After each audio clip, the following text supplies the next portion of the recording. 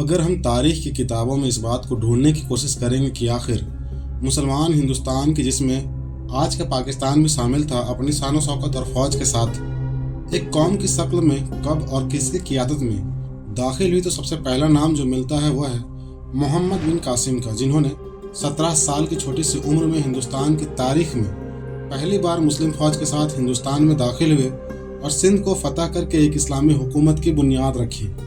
इसलिए सिंध को बाबुल इस्लाम भी कहा जाता है। साथ ही हिंदुस्तान के आवाम को इस्लाम के उन कवानीन से रूबरू कराया जिसमें इंसानी बराबरी, इंसानी हुकूक और अधिकार के साथ जीने का तरीका सिखाया गया है। आज की इस वीडियो में हम जानेंगे कि आखिर मोहम्मद बिन कासिम कौन थे और आखिर क्या वजह थी कि इतने कम उम्र के सिपहसालार को हिंदुस्तान की सरजमी पर हमला करना पड़ा। इसके साथ ही आपको यह भी बताएं कि इन्होंने हिंदुस्तान पर जीत हासिल करने के बाद अपनी बाकी की जिंदगी कैसे गुजारी और इनकी मौत से जुड़ी कुछ दिलचस्प बातें जो आपको आज की इस वीडियो में हम बताने वाले हैं, जो यकीनन आपको हैरान कर देंगी। आज से तकरीबन 1300 साल पहले मोहम्मद बिन कासिम की, जिनका पूरा नाम इमामुद्दीन मोहम्मद बिन कासिम था, आपकी पैदाइश 694 ईस्वी में ताइफ में हुई थी। आप बनु उमैया के एक मशहूर और अपने वक्त के जालिम गवर्नर हज्जाज बिन यूसुफ के भतीजे थे। आप अभी सिर्फ 5 साल की उम्र के ही हो पाए थे कि आपके वालिद का इंतकाल हो गया।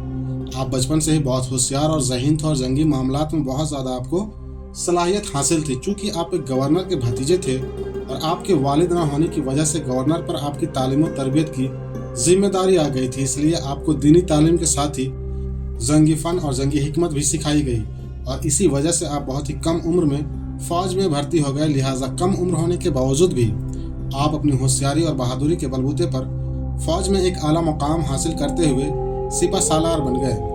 अब बात आती है कि आखिर मोहम्मद बिन कासिम ने हिंदुस्तान पर चढ़ाई क्यों की थी।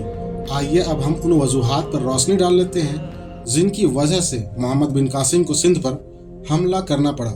दोस्तों, ये वो दौर था कि जब इस्लामी हुकूमत एक सुपर पावर का दर्जा हासिल कर चुकी थी, जिसकी सरहदें अफ्रीका से लेकर के मौजूदा बलूचिस्तान के शहर मकरान तक फैली हुई थी। मकरान से ही सिंध की सरहदें शुरू हो जाती थी। उस वक्त सिंध पर राजा दाहिर की हुकूमत थी। राजा दाहिर से पहले भी सिंध पर कई बार अरबों की तरफ से हमले हो चुके थे।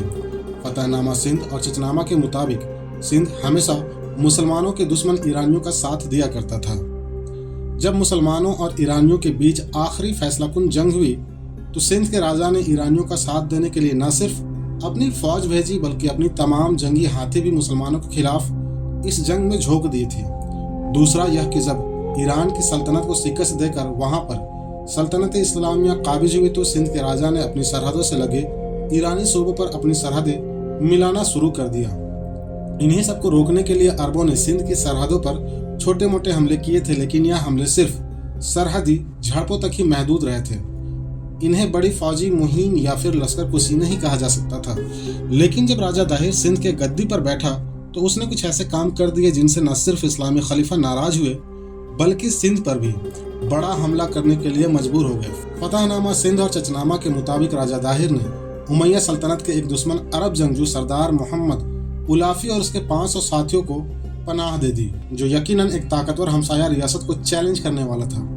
दूसरा यह कि सिंध के बंदरगाह दिबल पर श्रीलंका के 8 बहरी जहाजों को राजा दाहिर के सैनिकों ने लूट लिया था। इन जहाजों में श्रीलंका के राजा ने इस्लामी खलीफा के लिए तोहफे भेजे थे। साथ ही इन जहाज़ों में मुसलमान सौदागरों के साथ ही मुस्लिम औरतें और बच्चे भी सवार थे। राजा दाहिर के डाकुओं ने इन जहाज़ों में बुरी तरीके से लूटमार मचा दी और सारा सामान लूट करके औरतों और बच्चों को दिबल की जेल में बंद कर दिया था। जब इन जहाज़ों से बचे हुए कुछ लोग इराक के गवर्नर हज्जाज बिन यूसुफ के पास जाकर के सारा वाक़या बताया तो हज्जाज ने एक कासिद के जरिए पैगाम भिजवाया और मुसलमान कैदियों को रिहा करने और सारा सामान वापस करने की दरख्वास्त राजा दाहिर से की।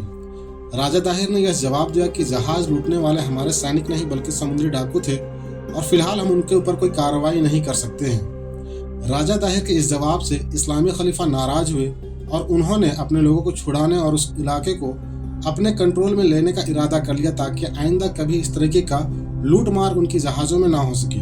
लिहाजा हज्जाज बिन यूसुफ के 2 सिपहसालार नहवान और बदल बिन तहाफा ने दिबल पर हमला कर दिया, लेकिन अरबों का ये दोनों हमले पूरी तरीके से नाकाम रहे। फतहनामा सिंध के मुताबिक हज्जाज बिन यूसुफ इन दोनों हमलों के नाकाम होने से बड़ा बेचैन था। काफ़ी सोचे विचार के बाद वह नजूमियों यानी कि जो लोग भविष्य देखने के लिए जादू वगैरह करते हैं उनकी तरफ रुख किया और उनसे जो इशारे हज्जाज को मिले जो कि सिंध को फतह कर सकता था तो वह था इमामुद्दीन मोहम्मद बिन कासिम का नाम।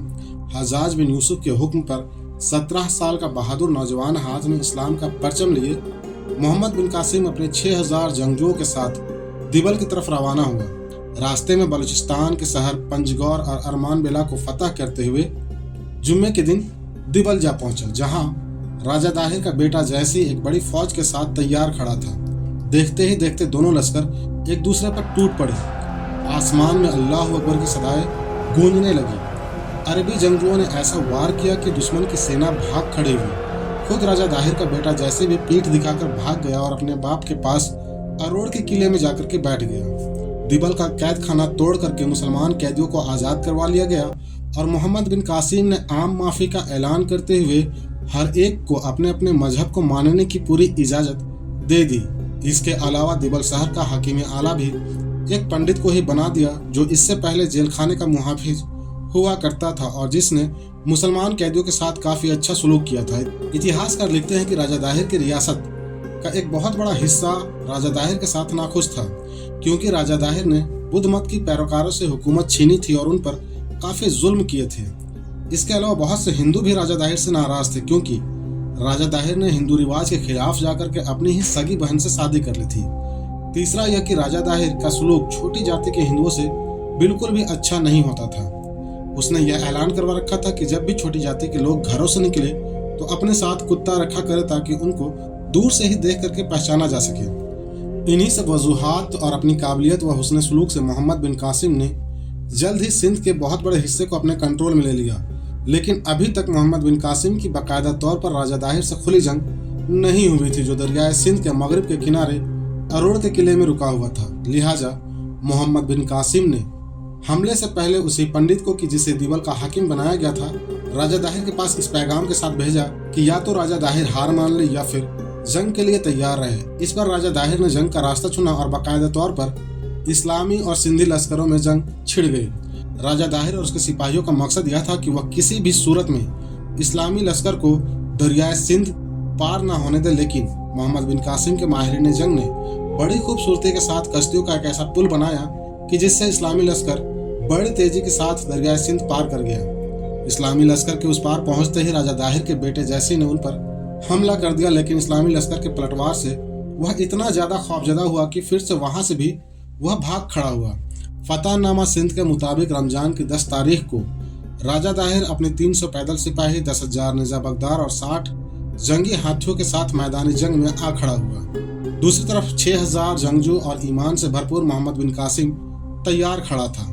पहले हमले में राजा दाहिर के लश्कर ने इतना गजबनाक हमला किया कि अरब लश्कर में घमासान मच गया। अरब लश्कर अपनी जान बचाकर इधर उधर भागने लगे। लेकिन जब 17 साल के मोहम्मद बिन कासिम ने यह मंजर देखा तो एक बुलंद आवाज में कहा, मुझे देखो, मैं तुम्हारा अमीर मोहम्मद बिन कासिम यहाँ खड़ा हूँ, यहाँ मौजूद हो, तुम किधर भागते हो? अपनी ढालें संभालो, सब्र करो, क्योंकि काफिर शिकस्त खा चुके हैं, फतह हमारी मुकद्दर है।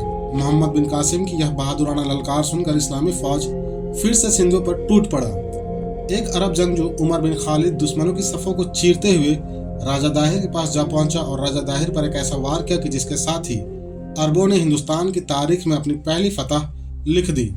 20 जून 712 ईस्वी को अरोड़ की इस जंग में मुसलमानों को फतह हुई और फतह के दूसरे दिन ही मोहम्मद बिन कासिम ने आम दरबार लगा करके ऐलान करवा दिया कि सबको अपने अपने मजहब मानने और इबादत करने की मुकम्मल आज़ादी होगी। हिंदुओं से जजिया के नाम से मामूली सा टैक्स लिया गया, जबकि मुसलमानों को ज़कात देना फर्ज करार दे दिया गया। इसके बाद 1 साल के अंदर ही मोहम्मद बिन कासिम ने मुल्तान का इलाका भी फतह कर लिया, जो इसकी आखिरी फतह साबित हुई। इसके बाद यह बहादुर सिपह सालार और फतह हासिल नहीं कर सका, क्योंकि इस वक्त तक उमैया सल्तनत में बहुत सारी तब्दीलियां आ चुकी थी। एक तो यह कि 714 ईस्वी में मोहम्मद बिन कासिम के सरपरस्त यानी हज्जाज बिन यूसुफ का इंतकाल हो गया, जबकि अगले ही बरस 715 ईस्वी में उमैया सल्तनत के खलीफा वलीद बिन अब्दुल मलिक की वफात हो गई। खलीफा वलीद की वफात के बाद उनके भाई अगला खलीफा सुलेमान बिन अब्दुल मलिक बना, जो वलीद और उसके साथियों से नफरत करता था, जिनमें हज्जाज बिन यूसुफ भी शामिल था। लेकिन हज्जाज तो पहले ही वफात पा चुका था, इसलिए सुलेमान ने उसके घर वालों और रिश्तेदारों पर अपनी दुश्मनी निकाली। सुलेमान ने खलीफा बनते ही यजीद बिन अबी कब्सा को सिंध का गवर्नर बनाकर भेज दिया और मोहम्मद बिन कासिम को गिरफ्तार करने का हुक्म दे दिया। मोहम्मद बिन कासिम को खलीफा सुलेमान के हुक्म पर वासित के जेल खाने में बंद कर दिया गया और उसके बाद जेल में ही उनके ऊपर इतना तशद्दुद और जुल्म ढाए गए कि जिसकी वजह से मोहम्मद बिन कासिम की वफात जेल में ही हो गई। मोहम्मद बिन कासिम के बारे में एक गलत रिवायत यह भी मशहूर है कि राजा दाहिर की 2 बेटियों ने खलीफा वलीद से शिकायत की कि मोहम्मद बिन कासिम ने उनकी इज्जत लूट ली थी।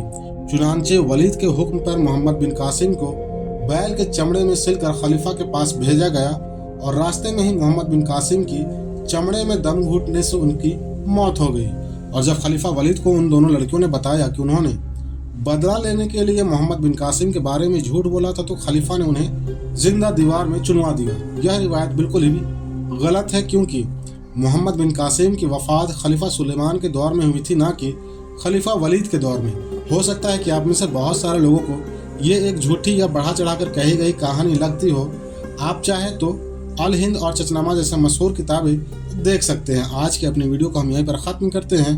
उम्मीद करते हैं कि आपको ये वीडियो पसंद आई होगी। वीडियो पसंद आने पर ना सिर्फ इसे लाइक करें बल्कि अपने दोस्तों के साथ भी इसे शेयर जरूर करें और हमारे चैनल को सब्सक्राइब करके बेल आइकन जरूर दबा लें। अगर आपका कोई सुझाव हो तो कमेंट करके हमें ज़रूर बताएं। अल्लाह हाफिज़।